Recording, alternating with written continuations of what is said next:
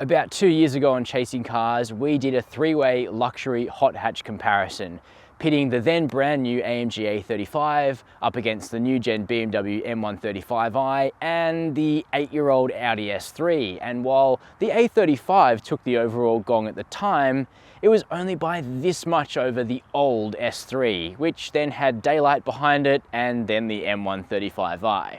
Well, now there's a new Audi S3 in town with a more powerful engine, a better, more finessed suspension tune for Australian roads, and arguably a more luxurious interior in standard form. But some of the absolute holy grail elements of the old car, which people loved, have been taken away. So, is the new S3 still a great premium hot hatch to buy? Well, we're going to be finding out in today's video.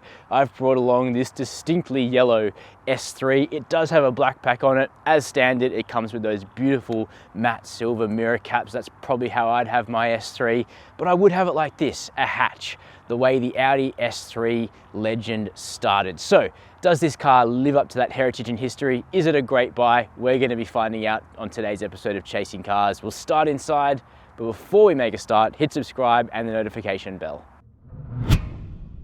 Just as I mentioned in my review of the S3 sedan down in Tasmania a few months ago, this is a really special cabin, and I personally like the restrained Audi interiors a bit more than what Mercedes AMG are doing, which is very ambient, light driven and very, very tech forward.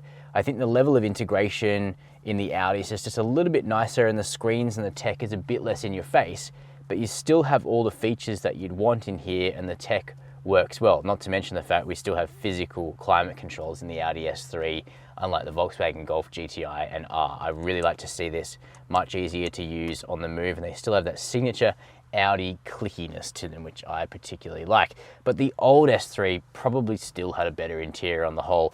Quality was sky high in the old car, and it had a rotary controller for its infotainment system. But certainly the infotainment tech in the new S3 is multiple generations ahead, snappier, higher resolution, brighter, crisper, better, but all driven through a touchscreen. Thankfully, that touchscreen has a lot of processing power behind it. Different architecture completely to a Volkswagen. Audi do their own thing with chipsets, and you can really tell because the response rate from the screen is great. You also have wireless Apple CarPlay and Android Auto on top of your Bluetooth, navigation, and standard Bang & Olufsen audio in the S3, which sounds absolutely terrific, and I love that it's standard. You also look forward to a digital cockpit. You can put your satellite map in there. You can see your media, your trip. Audi sets the standard for how to do this well, and it's all super easy to navigate through clear controls on this lovely steering wheel, perforations, gorgeous contrast stitch, plastic, unfortunately, paddle shifters at the back, and it's actually a circle. And kind of traditionalists prefer a circular steering wheel. Some people like a flat bottom. This one is proudly circular. Audi have kind of gone full circle on that. Now this car has carbon Atlas inlays. They're $1,100. You get aluminium as standard.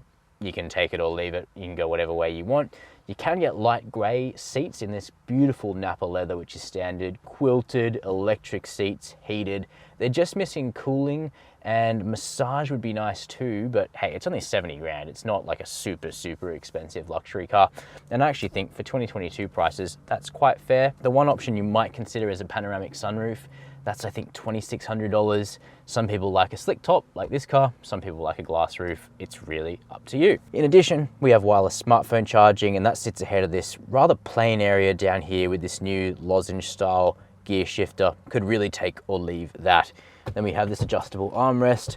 That's good, and the driving position itself is really quite nice. I wouldn't mind the steering wheel to drop maybe another 2 or 3 centimeters, but it's okay, I can live with it. Material quality, generally quite good. Not quite up to the same level as the old S3, but certainly not bad. Kind of scratchy down here on the door grabs, but nice metal above the belt line. I do like these kind of cool cockpit inspired air vents there. On the whole, it feels like the tech is integrated in a subtle way. It looks cool, and the materials and the leathers used throughout are really nice. So I like the way this car is inside. Let's check out the back seat. In the back of the S3, no matter whether you buy the Sportback or the sedan, the amount of room on offer is about the same, and it's sufficient for carrying 2 people in the back in comfort. You could squeeze a 5th person into the car if you really had to and you really didn't like them, but this middle seat is really quite narrow, as you'd expect, because the A3 and S3 are just not big cars, and that's something that goes in their favor. The amount of small cars on the market is shrinking, the amount of gargantuan SUVs is growing, so I kind of like a nice tight compact car like this, but still one where there's decent leg room for me at 6 foot, okay toe room, and headroom is fine as well. We've also got map pockets on the back of the seats in this car. Base A3s don't have that for some reason. We've got air vents back here, 12-volt socket, and a flip down armrest with 2.5 cup holders, which works well. Isofix points down here too, really cool retractable covers so you can't lose them. It is a little dark in the S3 because we have a standard black headliner.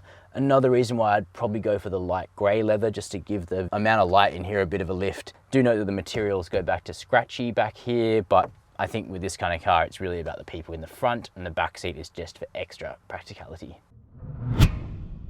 Moving around the rear end of this Python yellow S3 Sportback just makes me feel that this is my preferred form factor for this Audi hot hatch, but that feeling isn't shared by most of you because the S3 sedan has been outselling the Sportback for many years now, but real ones who can remember the first S3 know that this is kinda the best way to do it. That's subjective, you can feel free to kick off down below in the comments.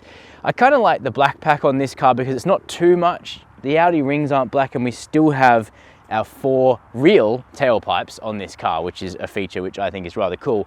But I would still probably get the car with the matte aluminium styling package, which does these optional roof bars in matte aluminium. Things like the front grille and the window surrounds go silver rather than black. Again, personal taste.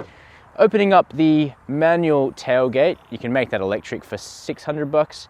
It reveals a relatively small boot. 325 litres doesn't sound too great on paper, but it is square. You do have this wide opening aperture, and the shape of the thing is quite conventional, so you can actually get a fair amount of stuff in here.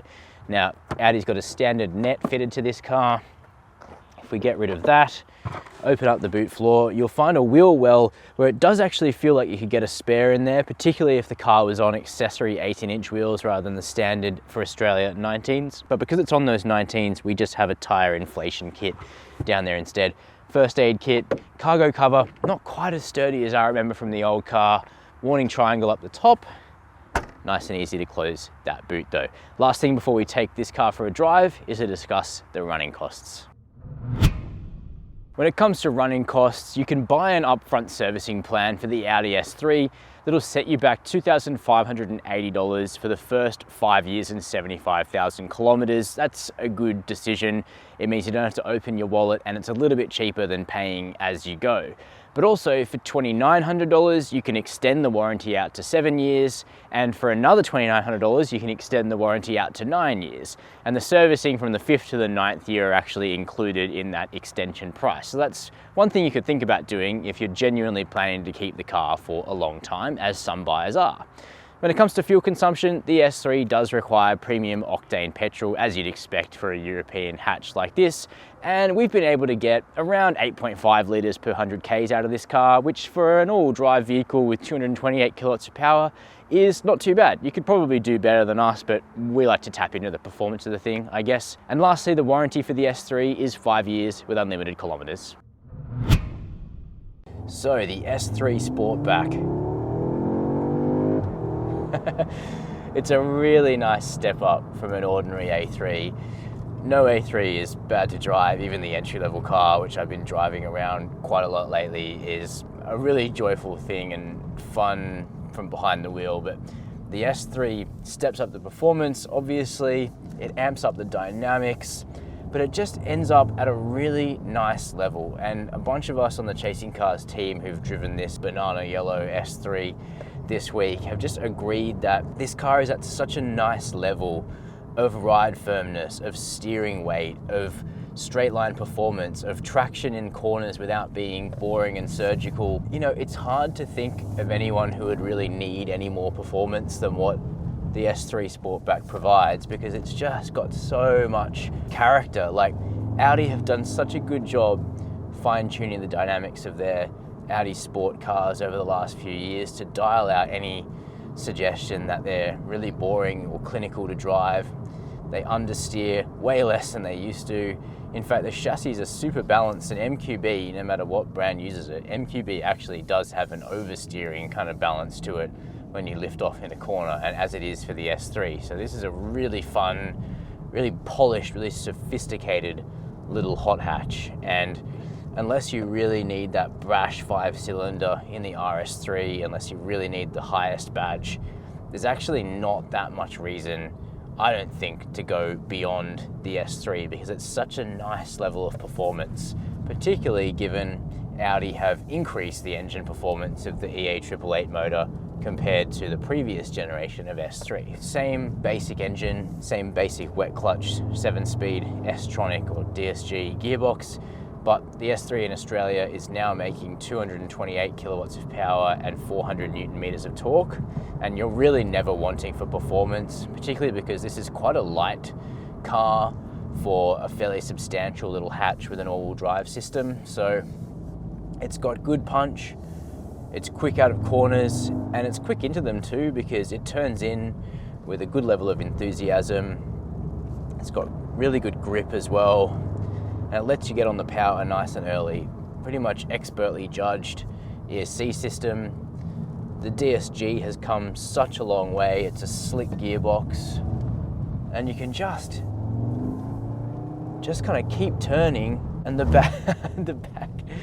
back will come around with real zeal and just let you kind of notch in a bit of counter steer, all with the ESC completely on. It all feels safe and secure, just lovely polished dynamics. I really like where Audi have gotten the A3 to. Still one of my favorite cars in this segment, and the S3 feels just right, kind of the Goldilocks level small Audi to me. Of course, it's not perfect. I think the seat could have a little bit more lateral bolstering or inflatable bolsters like a BMW M135i. Could have cooled seats. There are other little quirks, like if you want the cool roof bars that are on this car, you can no longer have them in combination with a panoramic sunroof. But you can see I'm having to kind of pick around the edges here, because compared to the M135i, which was a real disappointment, and even compared to the A35, which is definitely a good car, the S3 is just so rounded, so quick, so supple, so balanced. I don't know, the person who signed off on the tune here definitely has similar driving priorities to me, and that's probably why I like the car so much. So if you're in the market for something small, something peppy, but not so extroverted and crazy outside as to stop you from flying under the weather, you should check out an S3, and they do come in more colors than yellow. On the, I guess, sort of functional side of things, refinement is good, it's quiet, you can turn the engine noise up or down depending on what you prefer. The ride is good. It's got adaptive dampers instead of the old magnetic setup. The adaptive dampers work really well just to kind of soften the edge off the ride. And on the safety front, we've got everything you'd expect: adaptive cruise, lane keep assist, blind spot monitoring, front and rear cross traffic alert, front AEB, rear AEB, and the whole thing feels like a bank vault, really. Yeah, very well executed, premium, sporty hatch.